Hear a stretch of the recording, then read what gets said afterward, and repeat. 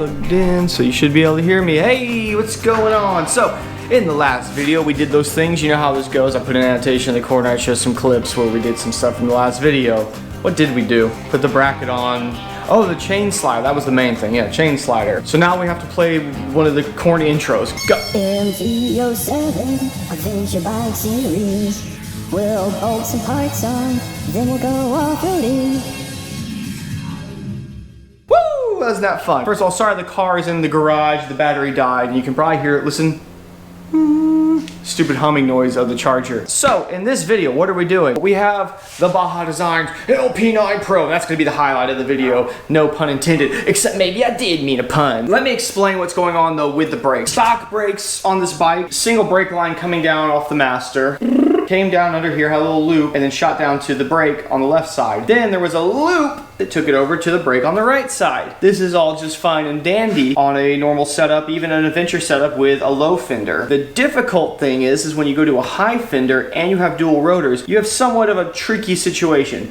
Obviously, we don't want to just bridge a line across here. It's going to be snagging on this thing, doing stuff, yeah. So what a lot of adventure bikes do when they adopt a high fender, well, they just run two individual lines going up. Here's the thing you have to remember. The brake lines have to work with the suspension. And so when the front end compresses, they would kind of do this motion. But I'm not really thrilled about that setup. Having the brake line do a really tight pinch like this over and over could possibly stress this quite hard over time. And secondly, more importantly, with the brake lines just bunching up like this, there's not really any guarantee that this thing won't get in the tire, which would just be catastrophic. Kind of a sloppy setup. So why don't we just do what dirt bikes do? As you can see here, the XR's brake line curves around the back side of the fork, goes through a clamp right here, then goes through a long section of here of what we call stiffener tube. Stiffener tube is a nice hard plastic. It would make it quite difficult for this thing to bunch up and loop around in here. It is aided by a guide, just a plastic sort of sleeve for the brake line to run through. The brake line then curves over into the master, and as the suspension works up and down, the brake line's got a nice place to curve up and down into. So yeah, let's just do that on here, right? Well, the left side, sure, we can do that. The problem is the right side. You see, we can't just go out the guide here and then go right into the master. I sit out here, drinking beers, looking at it, hiding from my family, and going, what am I gonna do about that? And I think I've got it figured out. We've got some Cormoto custom brake lines, obviously custom in this case. Cormoto's been hooking up the last few projects. They got some cool rims. I need an excuse for something to put those rims on something. The brake lines, made in the USA, 100% stainless steel, lifetime warranty. Woo! They have tons of crazy color options. They just changed it up. Look at this. You can now get colored banjos. You can do a custom brake order, and it's not really any more than just buying a set of brake lines. You'd think it would be some ridiculous amount of money, and I have seen quoted very expensive custom brake lines. One of the good things you can use to measure is your existing brake lines. I mean, this happened to be a stainless steel one from Cormoto when we put them on originally, but I basically took this guy and then marked it with marker and tape and spots and then kind of moved it around and was able to come up with all the measurements I need. And there's a number of things you need to tell them. It's not just lengths. There's lengths, especially with the dirt bike ones, there's lengths in different areas. You've got your stiffener tube and some space before it, after it. There's the bend on the banjos themselves and the angle and the bend and the angle. You can get real crazy with it. You have to tell them whether or not you need some of these on here. These are grommets in there. The more detailed you can make it for them, the better. I'll put a screenshot of the screen of the form I ended up sending them. They also like pictures too. If you can take a picture and draw with some MS Paint, they really like that stuff. Don't ever think you've got a custom project and you're gonna be held back because of something like a brake lines or if you have like a hydraulic clutch line. No, Cormoto has it's not really a big deal. They'll make them for you and they don't charge an arm and a leg for this stuff. We'll start with the right side one because that's a simple one. And then I'll show you what I've got planned for the left one. Check this out. By the way, they also have these now. Banjo bolts with the little racy holes in them. Those are for safety wiring. I come around behind here. We'll just sort of hand thread these for now. At the bottom of these stiffener tubes, there's always a rubber piece on here. P-clamp. Normally these come with a little rubber on them. Pop that rubber off and it clamps down. It should hold this nice and tight. What we're gonna do is we're gonna clamp it right to here, which this held the stock fender on.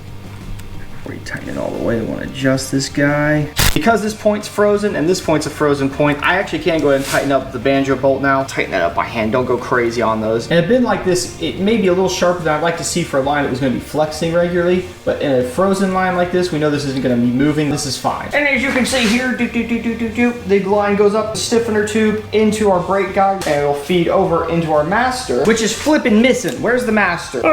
This setup isn't going to work well with the handguards that I want to run. This thing's just too big, so I actually have a smaller and better one on the way. There's a bit of a curve here on the end of these banjo, and you can actually turn these. I've made this loop a little larger than it needs to be, and you'll see why in a minute. I'll just kind of set this into position here. Boom, yes, something like that. Now we can do our crazy long one. Whoa, what is all this? Start by feeding this guy down. I'm gonna attach it down here the same way the other side is attached down. Nothing magical to see there, you've already seen that. With our extra bit of line, what are we gonna do? Well, the master's right here, and we need to have a place for the suspension and the lines sort of slack up and go together. So we're just gonna put a big loop in it like this, and we're gonna attach it, right? And so this will sit over here. I'm kidding, that's not what it's gonna do. No, I wanna create a loop, right? So the idea would be, well, you go to this side. But our brake master isn't over there, so what we do is we're gonna add a hand brake. No, I'm just kidding, we're not doing that either. We are gonna put a loop in here, a double loop in here. Oh! This is why I want to do this with the headlight off, because some of this will be going kind of in the way of the headlight. We have this mount point right here, which went to something on the stock headlight. We're gonna hard mount it to this point right here. I need to bring my bracket out of the way just for a second. Come on, there it is. All right, yeah. Pop on our little P-clip. And we'll feed this back up through the other side, basically into the same place. I'll run this line behind this one. This brake line will simply scrunch up and down this way, and this one will do it in this way. And I'll have a high fender, dual rotors, and proper brake lines. It's never before been seen. What? You've never seen this before. Tearing up the game here. Whoa. And if you think this is too complex, you've never seen an ABS system. It does block the view to the dash a little bit, but that's how dirt bikes are. That's how every dirt bike I've ever had is you have at least one line. This one you just have two. Whatever. It's a pretty long video, isn't it? But did you know over on Patreon that this video is like 17.5 minutes longer and it's ad-free? Came out a couple days ago. So why do we do that? Am I just doing it to be a jerk and try to make people go to Patreon? You know, we have to watch what we say over here. We have to be careful. I'm trying to make a good incentive for those who do want to join Patreon as well. You can sign up for as little as just $1 a month. I don't have any tier systems. I don't have any bike raffling things. I don't have anything like that. Because at the end of the day, if you watched every single video I put out this next year, the way YouTube AdSense works, I would maybe make a few pennies off of that if I was lucky. So my goal is to get a big majority of you guys to join Patreon instead of a select few trying to throw a whole bunch of money at me. So if you're interested in supporting projects like this and supporting myself, please go over there and check it out. It only costs you $1 a month and you'll get quite a bit of extra content, no ads. Moto, they said, don't you want a rear line too? And I said, no, the one you sent me before works just fine. They're like, but it won't match. I've made a little bit of work for myself with this system, and now we can pop the cap off. So I'm gonna use my vacuum bleeding tool. This hooks to my air compressor and is able to use pressure to create a vacuum because of magic. This can help suck all the brake fluid down. The first things you can do though is suck the fluid out of your reservoir. There's no reason to try to draw this all the way down through, especially when you're doing old fluid in here. Brake fluid is corrosive. They'll burn the paint, they'll burn powder coat. Crack this guy open. So you can see it's starting to want to bubble out there, so put that on. Still be some residual in these lines.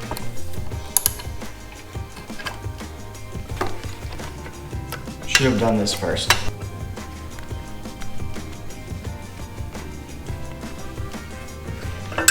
Your banjo bolts, or your banjos I should say, you need to align them. They're not going to be perfectly aligned. And so the easiest way to do that is to lay them out. Look at this banjo down here. It almost needs to do a full 180. Plastic Bic pins. Do not try to use screwdrivers to do this. These are a special version though from Bic. I will put a link to them in the description. You must use my link to buy them. And it doesn't really matter like which one's pivoting. They're probably going to both pivot a little bit. The end result is the same. Take them. Oh, that's good. That adds extra power. Pull them tight and then twist. And we are ready to go. Slip one on there. That in, one goes on the other side. These are just crushing a little bit, just like an oil drain plug, and helps kind of create a seal around there. Pay attention to how your stock one came off. It can be kind of confusing since this guy initially curves the wrong way.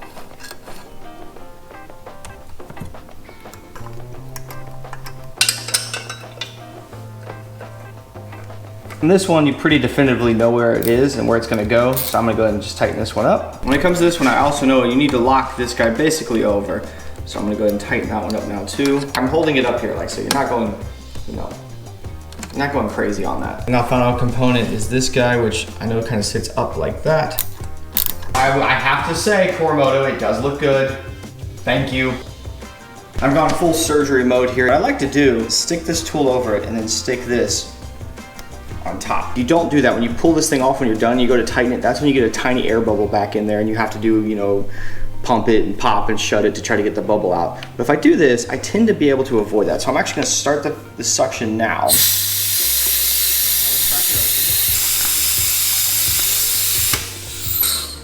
Oh, I wasn't fast enough. I was trying to reposition the camera and I could see, I saw fluid before the master, but I need to add something now or I'm gonna get a bubble in the system. It's crazy how quick it'll go.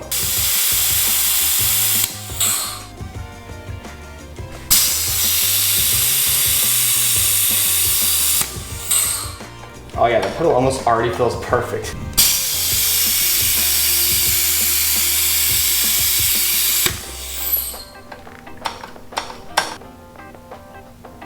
Firm pedal feel now, awesome. Woo, that was fun. I really like that. Doesn't make my hand feel weird at all. I was at the Moto store. Great place to get your Moto stuff. Your Warp 9 Supermoto wheels and all kinds of other cool stuff. They actually send them out fully mounted and balanced tires. Pretty cool service you can get from them. So be sure to check them out. But while I was there, look what I've got. Magura. I believe this is an 18. Our German-made Magura. Awesome brake system. I have this on that one, even though it says MotoMaster all over it. This part is a Magura. Nice radial master cylinder. This will give better feel. This will fit up tight against the bars. Let us run our handguards, and our banjo bolt is completely in a different direction on this one. So it's all good. Already has the, so if you hear it, it will allow us to run our brake lights. We do need to make sure those are gonna work and all. So that's one of the first things I'm gonna do is I'm gonna pull, they give you a ton of sheathing here and I don't need that. It's very nice, thank you. 2 wires here and these 2 connectors here, we need to make these go together. I was digging through my stuff and I found this was clearly off of turn signal at one point. I think I will put the bigger one on here and the other one on the Magura. And this will just look, I think I can make this look a little bit cleaner and actually have a little clickety on there. Yeah. Once again, I'm gonna use my fancy connectors there. Look at that. We'll get our heat gun going. Oh, that's hot. Metal just out into it. It's such a neat idea. Fancy.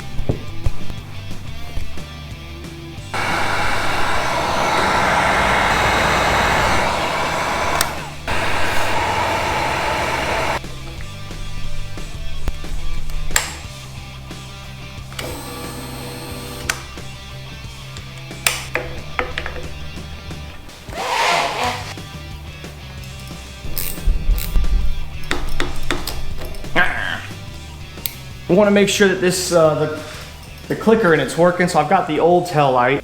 But before we can do that, we need to adjust the rear brake pedal. If you remember when we put the lower pegs on, we lowered the pedal down, and I'm pretty sure the light's going to be on, and we'll know because this one actually flashes when it goes to turn signal. So yeah, turn signal. So we need to adjust the pedal, and I'll show you how to do that. It's very easy. There's a plastic nut. You can move this whole sensor up and down. The problem now is we need to move it down, so we need to screw the screw up. It doesn't really take any tools typically. If it does, maybe just to break it loose, but you can sort of just turn this thing by hand. I want to turn it in. Oh, there you go.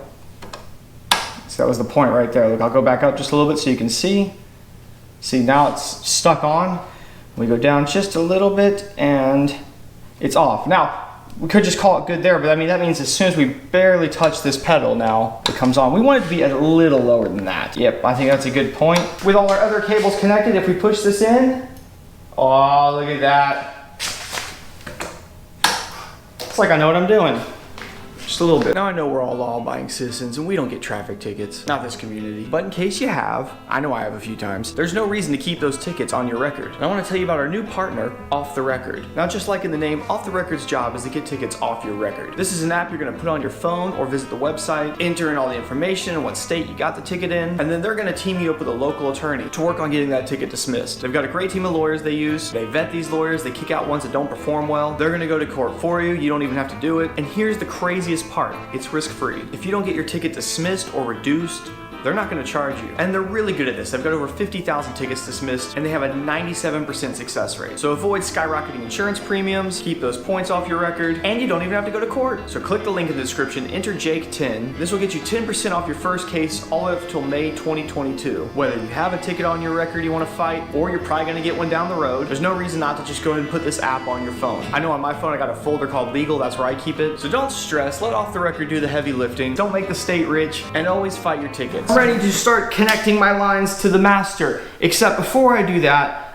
I kind of want to go ahead and put the handguard on just to make sure that when I go to bolt these down, I can line everything up in a way that makes sense, if that makes sense, okay? Before I do that, it means I also now need to go put the grips on. So I need to go get the grips. See how things sometimes they layer onto each other. You gotta think about it or you'll be undoing things and redoing things and making yourself mental. And for grips, I know I'm gonna sound really boring, but once again, I've gotten some pillow tops. I literally just replaced these with new pillow tops recently, but they were yellow on the end, and these ones, they're blue on the end. Some little ridges on here. You can use these ridges kind of as a guide. Bam, look at that. I don't like to use any kind of glues or adhesives to put these on. I know you're itching really bad in the comments to tell me, oh Jake, you can just use hairspray. No, with these MX grips, they're pretty dang rubbery on the inside, and they actually need to be sort of stretched over these to fit on. So what I like to do is just put them on and just do some safety wire on them. And my philosophy behind that is that these are pretty cheap, and they're very soft and very rubbery. They're gonna wear out. I mean, it's like, what, 10 bucks something, 11 bucks for these things, and I'll just replace them. If there's a bunch of glue in here, it is terrible.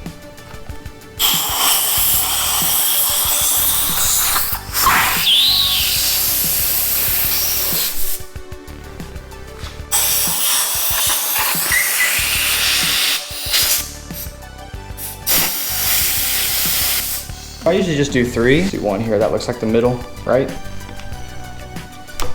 You can cut through the grips, so don't go like insane when you do this. What I like to do is just go a couple threads or a couple twists down from where I did the safety wire up. Okay, now you have that, which is terrifying and can kill you. Also, throw these away immediately because you'll step on one and you'll go to the hospital. So you want to force this sharp edge back into the grip a bit. And when you're done, you'll be able to run your finger up and down that, your bare finger. I mean, I'm mashing it into that and I can't feel a sharp edge. So that's good. I'm gonna do that a couple more places and then the same thing on the other side. There's a baby in here talking, sorry. Handguards, this is some handguards I got. I think these are Zeta knockoff handguards. It's got that kind of black texturiness to it, which the bike actually has some of that on there. It's like a faux carbon fiber thing. So it'll match well, it'll look right. We call these things brush guards because you're supposed to, you know, you're going through the woods and they're banging things. That does happen. Most of us really like handguards for is that when you crash your bike, the levers don't break and you can keep riding. The thing with the cheap ones is this component right here, this part's actually fine. I've gone through plenty of cheap ones of these, they get banged up. The problem is the hardware. This is just really cheap hardware and it looks shiny. I mean, they put it through a little tumbler and it looks nice, but in any good wreck, this stuff's just gonna bend and break. It's not gonna do well. So don't use the hardware. You can hang on to this. This is good for mounting like a GoPro or a RAM mount or something like that. I believe these are all Moose handguard mounts. Sometimes you can just buy this hardware online separately and then do the other handguards. I mean, it's fine if you want to save a few bucks like that. I think it's to me, it's not a problem. So I've crashed so many times on the cheap ones, and like I said, the only other problem I've had is the hardware. I always see people complain about handguards in the sense, it's so funny, like, oh, it didn't fit my bike. I had to bend them in a vise. Yes, you did. These things are all universal fit. So yes, you have to put it in the vise and do some tweaking, which we'll do in a minute. What we have is a clamp that's meant for a 1 1/8 bar. When you have a 7/8 bar where everything is the same size, handguard clamps are just going to fit anywhere along there. The problem is this is 1 1/8 down here, but still 7/8 up here. They have to actually make them somewhere in the middle. In this tapered section through here, that's where you'll find these things kind of fit. When you go to clamp them together, you're gonna see the clamp doesn't like super line up well. With the 1 1/8 bars, I really find you have to kind of cinch everything down sort of progressively. We can come over here and kind of see how are we lining up with everything. The angle is definitely off. It needs to come out a little bit.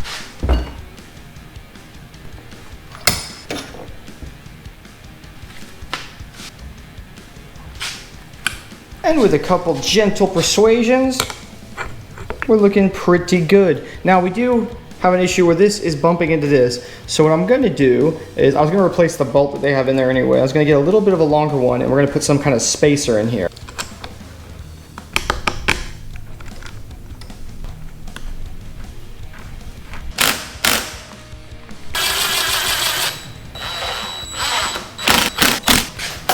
Throttle still free, looking good. This side doesn't need the spacer, but that would drive me nuts if one had it and one didn't, so. They're all rigid and on there, good, and what we want to do is twist these bars back and forth and make sure. Yeah, cool, all right. Yeah, look at that. Woo! I'm ready for some adventures. This thing sits up so tall. This one we kind of know is going to come up like this, just like that. That's what we're looking for. And the other one I think is actually going to come over the handlebar and attach underneath it like that. I think that's going to give the best result. So we can pull out this little guy. The double banjo bolt with 3 crush washers, so crazy. So crush washer, banjo, crush washer, banjo, and 1 more crush washer. The ultimate setup. Oh, look at that. Lines up so easy because I measured everything like a freaking boss. I want to make sure I've got this in a way that makes sense. You know, kind of check everything.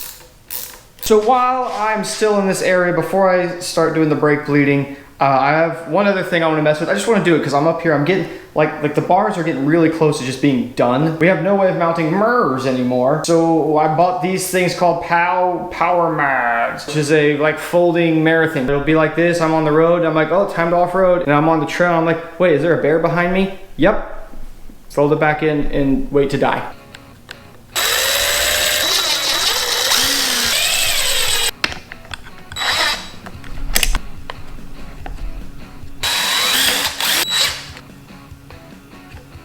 That's pretty good right there. And we want to go off-road and we're like, oh, away mirrors, away. I like it. Simple product, not too expensive, works. There's one more thing I want to do to the handlebars, and it's so simple. This is from a place called Rock Ready Engineering. So check it out, right? You got this big exposed thing here. A lot of riders like to put a bar pad right here. Your normal little pad here, there's more. A freaking toolkit, man. Carrying tools on any motorcycle is a good idea. It's all basic stuff, but this is fine. A couple Allens, 6, 8, 10, 12, and 13. This is very confusing to me. 13 out, 14 in. Now I know what you're thinking. Jake, with tools in there, this thing isn't still gonna work as a pad, is it? I mean, you couldn't actually slam your head into this. Yes, you can.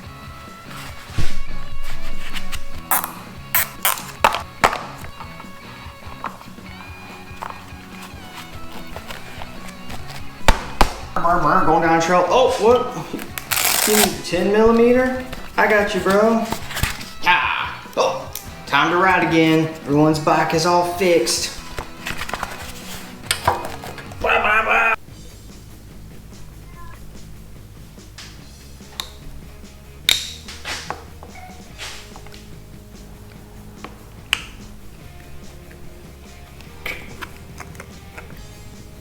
Brake line cuts really close to where the little bleed valve is. Slightly obnoxious, but we will deal with it because I'm a professional. WD on standby. I need to have this on standby ready to go because as I'm filling, or as I'm sucking it up, it will be draining up there pretty quickly. Crack this guy open. Go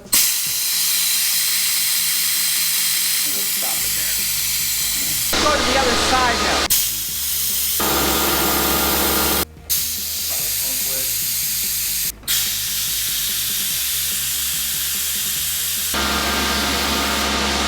These Maguras, as well as most of the really, nice, fancier Masters, have a little bleeder up here too. A lot of Masters that don't have this, what you end up having to do is pump it up and you crack the banjo bolt. Just crack it and reshut it, and that's how you get a little air out of this thing. But conveniently, there's one right here. Ooh,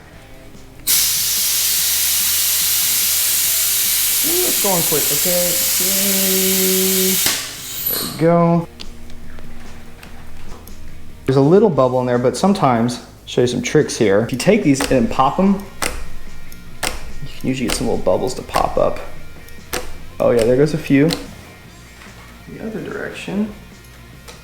It's really about that pop. For some reason that seems to get little, and they're just the tiniest of little bubbles right here coming out.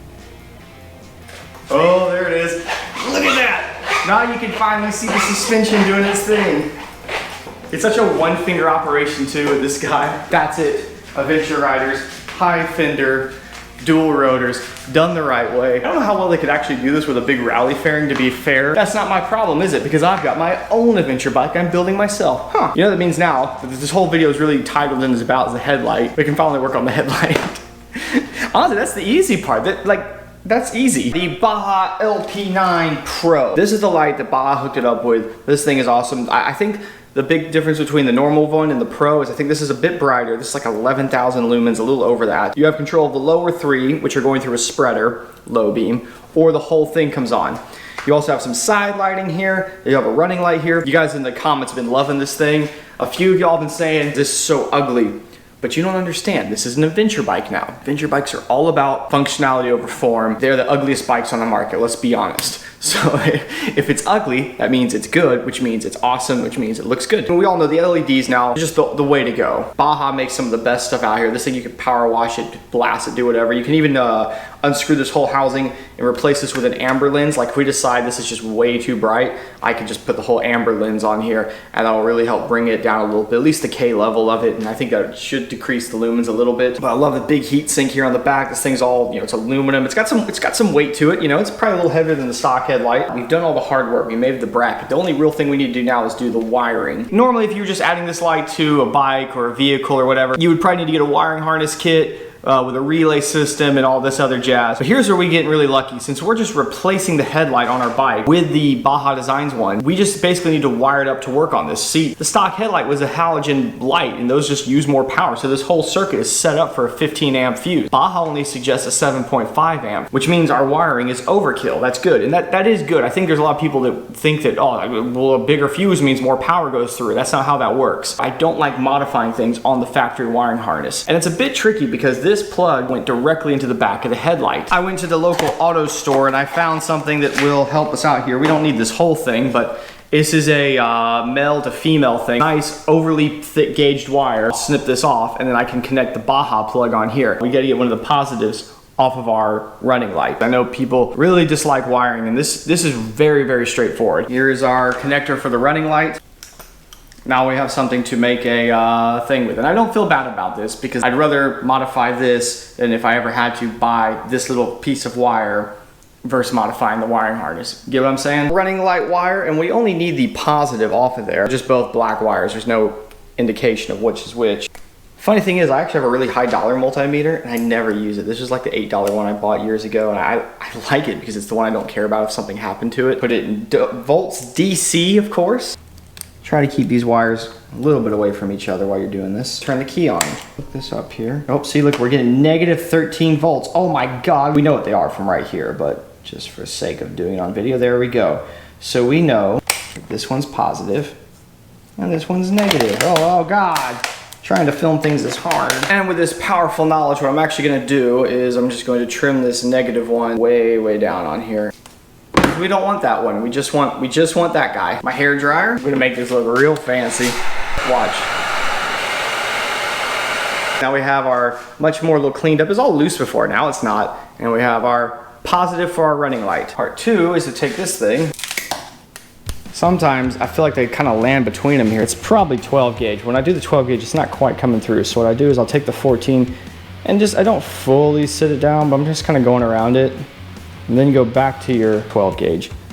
And then there you go. And you get a pretty clean break on it when you do that. This is basically like 12 gauge, but for some reason 12 gauge was making a little bit of a dirty cut on it. This is probably your negative. This is probably low beam. This is probably high beam. But let's just make sure. We've got our 3 wires laid out here. Have to start it for a second. That'll trip the headlight on. Black there and the blue there. Oh, look how smart I am. Our negative. This guy, the blue, is our low, so we'll write. We gotta keep these apart from each other. Nothing. Now I'm going to switch to high beam. Let's recheck the low beam. It should have no power now. Nope, but if we go to high, there it is. And turn the bike off now, and I know that this guy, high, like high. So as you can see here, we just gotta follow this wiring diagram. Oh God, Jake, that's hard. Look, I'll try to make it easy for you.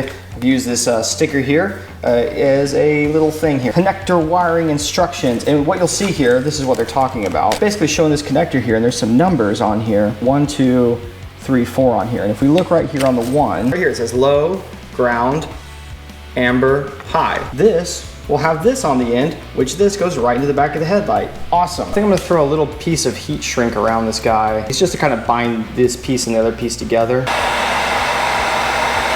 You need to try to squeeze this thing off. So 1, so yeah, we gotta treat this like that's 1. So blue needs to go into this corner up here in the top. Down there is ground, which is our black. I was also reading on the instructions here, it calls for 14 gauge if you're doing 1, 12 gauge if you're doing 2 of these lights. This is 12 gauge, so you want to be on the higher side of things than the lower side. High beam needs to go up here in this corner. Amber light number 3, which would be down there. Yes. Okay. See, we are doing it right. Pull this down as much as we can. I've already done one just as a little practice-y do there. It's been a minute since I've done these. I'm just using electrical pliers. Your pin drives down inside this, so we don't want, you know, we could probably swirl this up. Yeah, see, we can get this up inside there. You don't want that. You don't want this wire going inside because that'll stop it from when you go to insert the pin. The lower little teeth right here is what's going to pinch onto the insulation. You've got this little metal which is going to grab onto your cable, and beyond that you really don't want it going any further than that. Just snip it little bit by little bit until we have it short enough. And it looks short, you're like, oh no, what have I done? Let's take the plier section here, and you see we got the little pincher that's going to grab the insulation. I just give it a tiny little pinch to start, just kind of help train it. You got this little tool on here, and this is like the caveman tool of how to do this. There's really good tools if you're doing this all the time. So if you had a really good one, you could just like probably stick it in there and just be done with it. But because we have this tool, we want to kind of work this around in there a little bit. And it is a good tool. I mean, what it does is it not just bends these in, but it rolls them in slightly. I don't know if you can see that there, but yeah. And again, just because it's a little caveman-y, it's not the perfect thing. I like to go in there with the pliers a little bit and do a little extra working on it. And same thing again here with the electric connection. I'm gonna give it just a very, I mean, don't just pinch this down because we do want to roll it. But I find if you just start it just a tiny bit, it helps. And again, we'll go down here to our tool. I'm not going to completely roll the sides too. You want to start rolling one and kind of go to the other, because if you go too much, I just find that you can't really do it. There it is. Oh, would you look at that. That's what you want right there. It's probably not the cleanest job in the world, but it's very tightly on there and it's gripping those wires. Bam! Actually, that was one of the cleanest ones. Look at that. Number 1 should be low beam. Low for us is blue. 2 down here is ground, which is our black. Number 4 is high beam, which is red. And everything is falling into order. We just want to, like, you know, double check. You can see them up here, so I can see the red. It's the only one that needs to come up a little more. Ah, there it is. Awesome. Very visual. Now we can come in here with this guy on the back. Look at that. Well, that's pro looking right there. Stock wiring harness stuff into the Baja kit. Nice. And it wouldn't be a bad idea at this point to grab our Baja Light and connect it just to make sure everything is working properly. Holy sh! No, you don't get to see it yet, you goofs. Wait till it's attached. Don't want some redneck being able to just take my headlight. I was gonna get like some security Torx things, but I found something even cooler. These little things, I had to buy a tool. What I have is 2 regular little steel washers, then a nylon washer on the other side. And what I've done here, this is something I just thought of now, is I've put them on a little piece of tape like this, and I'm hoping I can rip back out of there. Got this side started.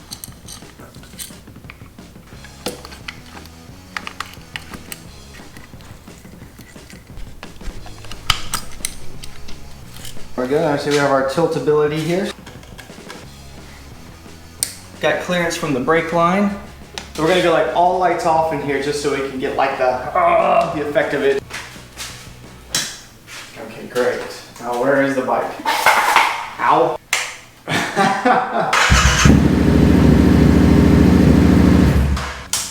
Oh my god. No way the camera can do anything with that.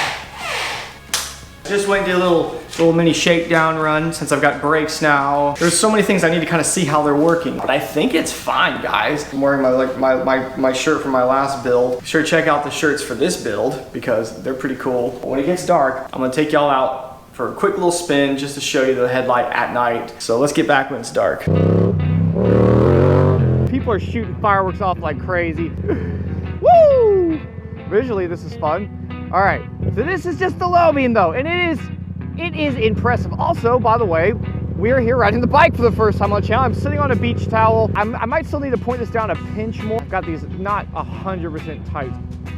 maybe like that's getting it there. Now, the thing about the high beam on this bike, it is really projecting out there. So look at that, dude. Absolutely nuts. Once again, Baja Designs with an insane hot headlight, and the thing that gets us out on the bike for the first time. Kind of half squinting it here, but you know, we're just we're checking things out. Getting low beam, reasonable. Coming down the block here, and boom! I want to see everything. I got to turn this off because I'm actually getting so much blast back from the stoplight here. Going off headlights, a big. So there it is. Wow, looking good. But as you can see, that's our low beam. So go to high. There it is. Bam. Okay, I'm gonna close my eyes and step in front of it. That's crazy. What an insane headlight. I got big fireworks going off over there. We got this going off. It's just an insanity of lights. We're like really close. The front end's done. We're really getting close now. I kept saying we're like halfway there, but I think we're more than that now. It's getting close. Thank you for coming to this video. Holy crap, that's a lot of fireworks. All right, guys, I'm gonna go see those fireworks. I'll take care.